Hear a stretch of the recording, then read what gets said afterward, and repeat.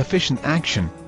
You must use your thought as directed in previous chapters and begin to do what you can do where you are, and you must do all that you can.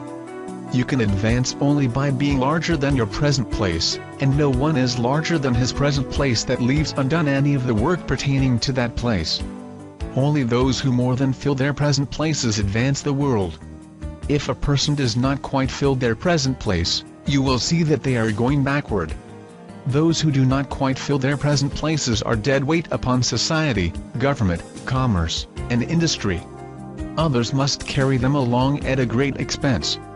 Only those who do not fill the places they are holding slow the progress of the world.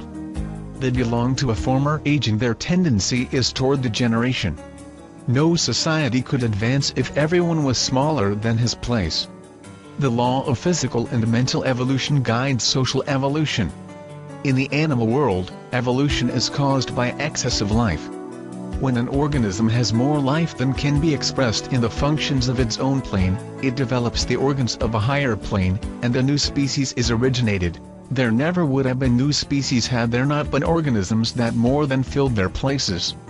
The law is exactly the same for you. Your getting rich depends upon your applying this principle to your own affairs. Every day is either a successful day or a day of failure, and it is the successful days that get you what you want. If every day is a failure you can never get rich, while if every day is a success, you cannot fail to get rich. If there is something that may be done today and you do not do it, you have failed insofar as that thing is concerned, and the consequences may be more disastrous than you imagine. You cannot foresee the results of even the most trivial act. You do not know the workings of all the forces that have been set moving in your behalf. Much may be depending on your doing some simple act, and it may be the very thing that is to open the door of opportunity to very great possibilities. You can never know all the combinations which Supreme Intelligence is making for you in the world of things and of human affairs. Your neglect or failure to do some small thing may cause a long delay in getting what you want. Do, every day, all that can be done that day. There is, however, a limitation or qualification of the above that you must take into account. You are not to overwork, nor to rush blindly into your business in the effort to do the greatest possible number of things in the shortest possible time. You are not to try to do tomorrow's work today, nor to do a week's work in a day. It is really not the number of things you do, but the efficiency of each separate action that counts. Every act is, in itself, either a success or a failure. Every act is, in itself, either effective and efficient or ineffective and inefficient. Every inefficient act is a failure, and if you spend your life in doing inefficient acts, your whole life will be a failure. The more things you do, the worse for you, if all your acts are inefficient ones.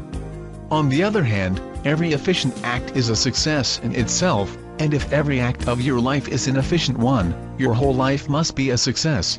The cause of failure is doing too many things in an inefficient manner and not doing enough things in an efficient way. You will see that it is a self-evident proposition that if you do not do any inefficient acts and if you do a sufficient number of efficient acts, you will become rich. If, now, it is possible for you to make each act an efficient one, you see again that the getting of riches is reduced to an exact science, like mathematics. The matter turns, then, on the question of whether you can make each separate act a success in itself. And this you can certainly do. You can make each act a success, because all power is working with you, and all power cannot fail. Power is at your service, and to make each act efficient you have only to put power into it. Every action is either strong or weak, and when every action is strong, you are acting in the certain way that will make you rich. Every act can be made strong and efficient by holding your vision while you are doing it and putting the whole power of your faith and purpose into it. It is at this point that the people who separate mental power from personal action fail. They use the power of mind in one place and at one time, and they act in another way in another place and at another time. So their acts are not successful in themselves. Too many of them are inefficient. But if all power goes into every act, no matter how commonplace, every act will be a success in itself. And since it is the nature of things that every success opens the way to other successes, your progress toward what you want and the progress of what you want toward you will become increasingly rapid. Remember that successful action is cumulative in its results. Since the desire for more life is inherent in all things, when a person begins to move toward larger life, more things attach themselves to him, and the influence of his desire is multiplied. Do, every day, all that you can do that day, and do each act in an efficient manner. In saying that you must hold your vision while you are doing each act, however trivial or commonplace, I do not mean to say that it is necessary at all times to see the vision distinctly to its smallest details. It should be the work of your leisure hours to use your imagination on the details of your vision and to contemplate them until they are firmly fixed upon memory. If you wish speedy results, spend practically all your spare time in this practice.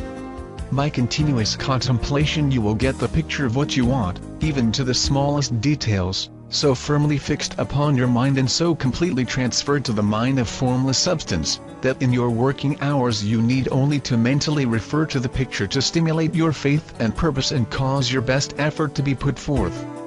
Contemplate your picture in your leisure hours until your consciousness is so full of it that you can grasp it instantly. You will become so enthused with its bright promises that the mere thought of it will call forth the strongest energies of your whole being. Let us again repeat our syllabus, and by slightly changing the closing statements bring it to the point we have now reached. There is a thinking stuff from which all things are made, and which, in its original state, permeates, penetrates, and fills the inner spaces of the universe. A thought in the substance produces the thing that is imaged by the thought.